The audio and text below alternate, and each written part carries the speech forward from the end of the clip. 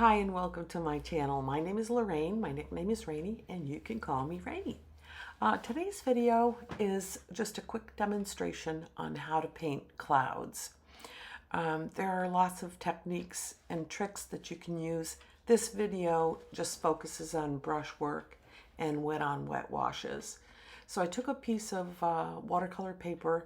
This is a different kind of paper that I typically do not use. It's Waterford paper. Seems to be a pretty good quality. It's pretty heavy. I'm sure it's acid-free and archival, and so that's what I'm using. So I took a small piece and I taped it down to my board, and then I broke it off into 4 little sections with my masking tape.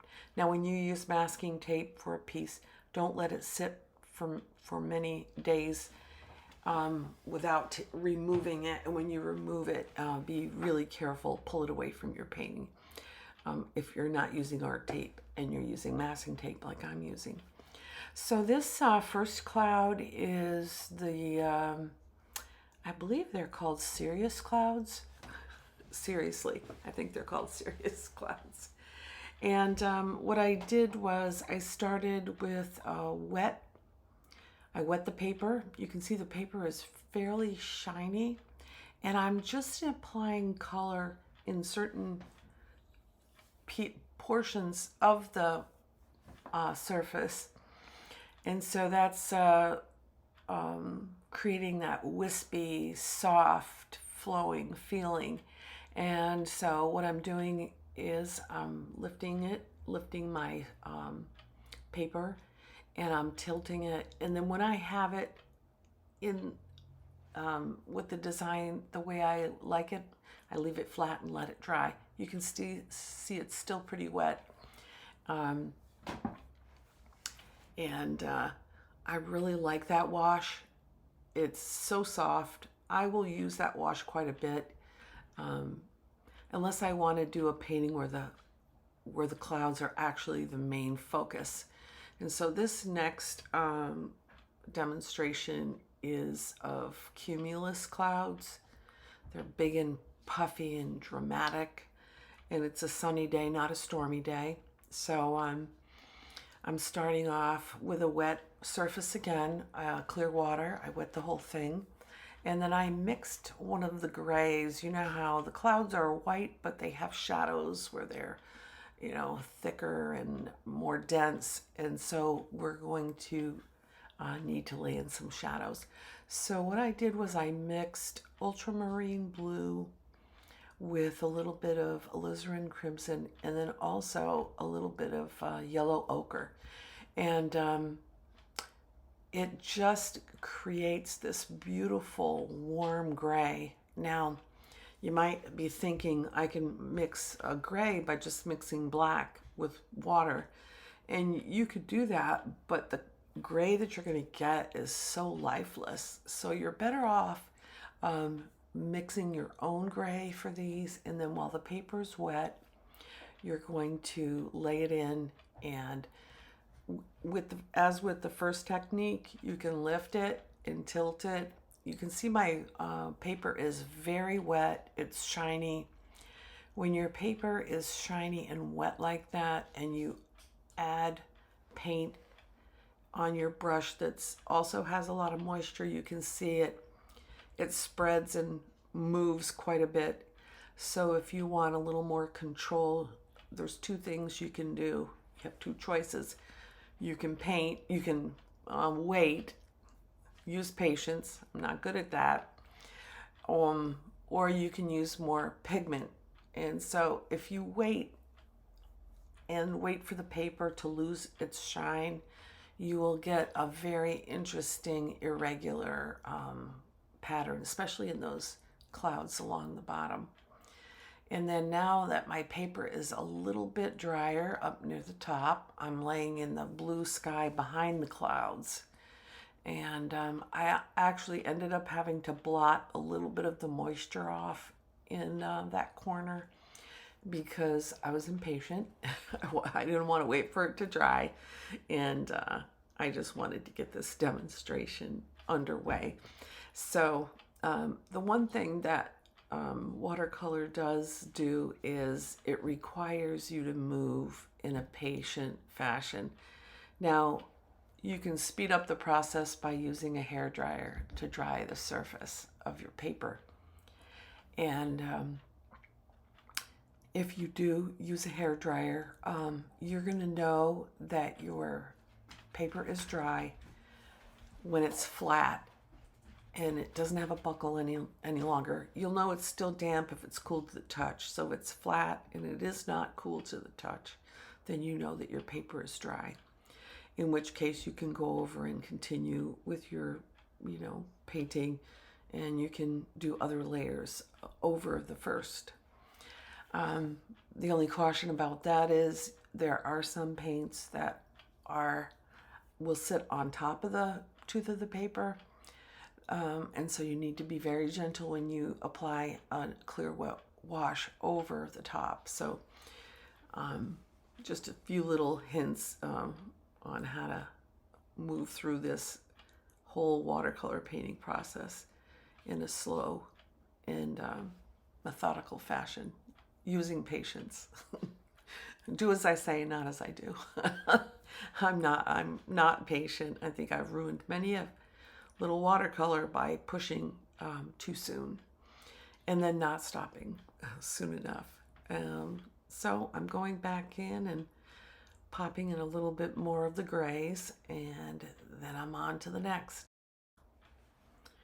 Okay, this next little demonstration is going to be an attempt to paint storm clouds. I'm mixing a very, very dark blue-gray. When you've got a storm a-brewing, those clouds can look very ominous and dark.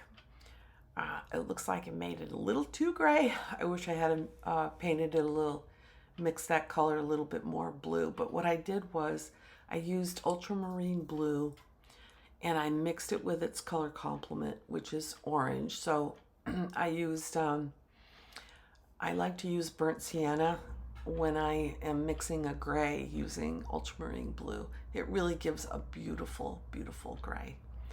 And so I'm just trying to create a mood with the heaviness on the bottom of the clouds, very dark on the bottom. And so I started again with the wet wash, and then I'm laying in my darks. And I'm trying to be bold because I want it to be dramatic. So let's see what's next. A little bit more dark. So in that top corner, boy, I really went boldly dark. Probably should have dialed it back a little bit.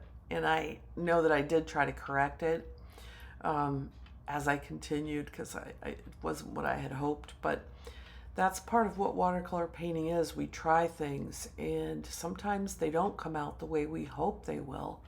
But then we just have to move on and learn from what we've done. And maybe the next time it will be more successful. The biggest risk is, let's see, we're wasting a little piece of paper. But the beauty of it is we're learning volumes by doing these exercises.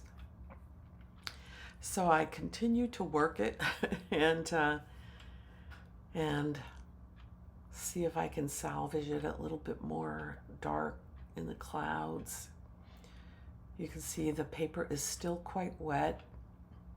And I'm just trying to create some drama in those clouds, continuing to add some more of those grays.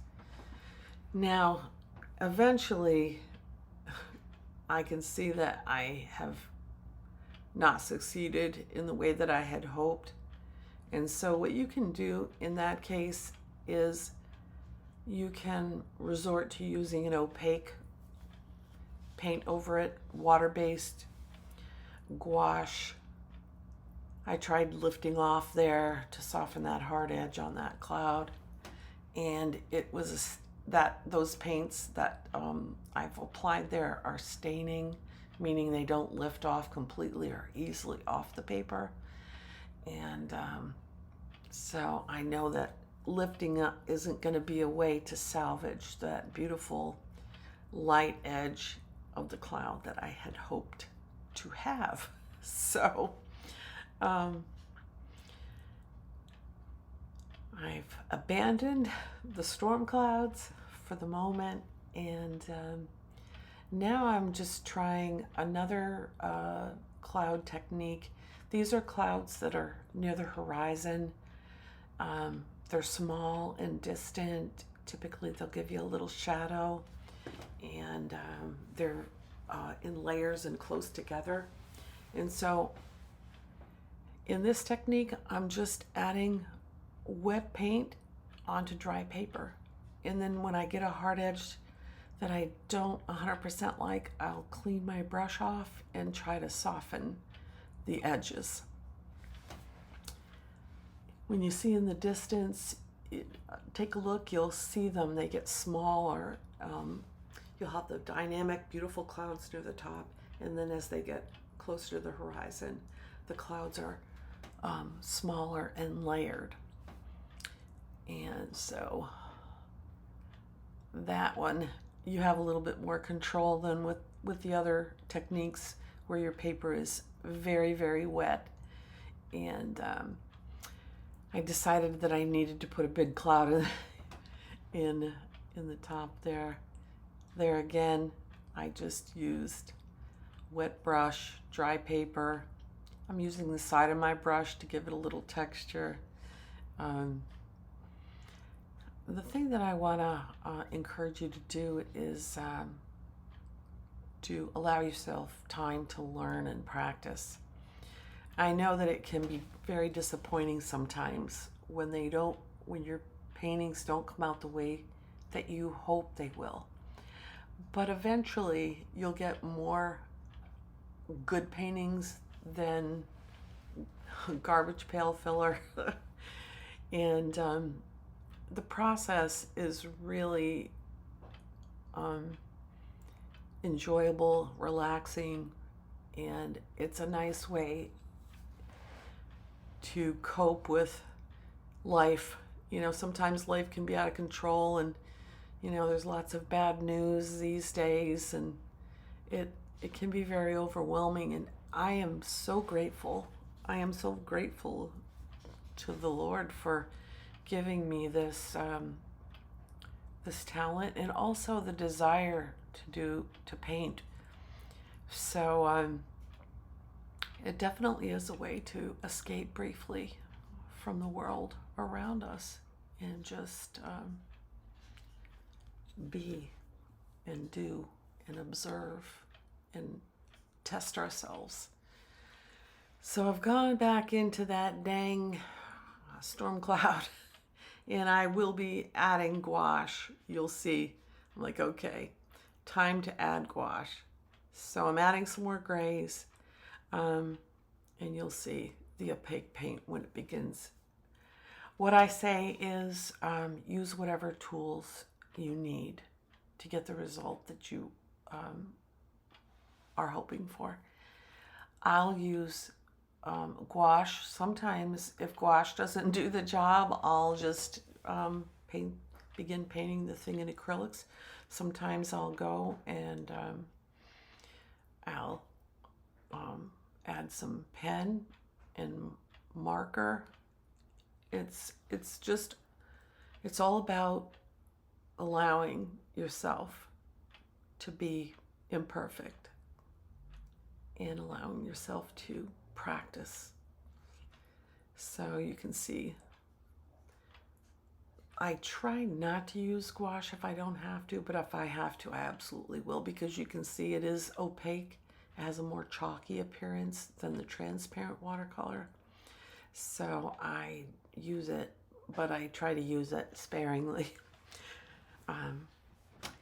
So I hope that you enjoyed this video and are motivated to give this a whirl. If you have any questions, please don't hesitate to reach out to me. I would love to see what you're doing in your creative journey. So I welcome kind comments and conversation. If you like this video, please give it a thumbs up. That would help my channel immensely. And if you didn't, please don't give me a thumbs down. I'm being honest. So anyway, I'm just going to sign off for now. And until the next time, go be creative.